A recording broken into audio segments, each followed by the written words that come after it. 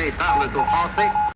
Bienvenue dans ce format intitulé « L'effondrement en bref ». Plongeons directement dans les actualités chaudes du moment pour tenter d'y voir plus clair sur les événements en cours sur le plan international. Voici le développement des 24 dernières heures. En Syrie, l'heure est à la dissolution des groupes armés. Pour tourner la page du régime de Bachar al-Assad et pour former la future armée régulière du pays, le groupe djihadiste Hayat Tahrir al-Sham veut dissoudre toutes les branches armées dans le pays, à commencer par la sienne. Les nouvelles autorités menées par les islamistes ont appelé sur les réseaux sociaux les soldats de l'ancien gouvernement à venir se déclarer aux nouvelles autorités et à rendre leurs armes.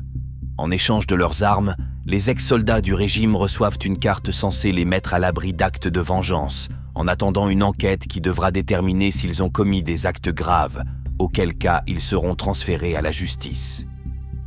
Sur le front, lors d'une grande conférence de presse annuelle aujourd'hui, Vladimir Poutine s'est dit prêt à rencontrer Donald Trump à n'importe quel moment. Il a regretté de ne pas avoir lancé l'assaut plus tôt sur l'Ukraine et s'y être mieux préparé, assurant que la Russie a été trompée et contrainte de lancer son offensive. Au moins 100 soldats nord-coréens envoyés combattre aux côtés des forces russes contre l'Ukraine ont été tués sur le champ de bataille en décembre, a affirmé aujourd'hui le député sud-coréen Lee Song-kwon. Les dirigeants des pays de l'UE se sont réunis aujourd'hui pour affiner leur stratégie sur l'Ukraine comme sur la Syrie. Fait rare, le président français Emmanuel Macron n'a pas participé à ce rendez-vous européen. Il s'est envolé hier soir pour Mayotte. Il a été représenté à la table des 27 par le chancelier allemand Olaf Scholz, selon un usage établi. Les autres chefs d'État et de gouvernement ont rencontré dans la matinée le président ukrainien Volodymyr Zelensky pour lui réaffirmer leur soutien. « Merci la France », a déclaré le président ukrainien après sa réunion hier soir avec Emmanuel Macron.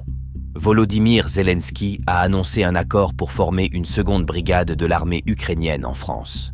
Pour la première brigade officialisée en juin dernier, 2300 soldats ukrainiens ont été formés dans le camp de Mourmelon, dans l'est de la France, par 1500 militaires français.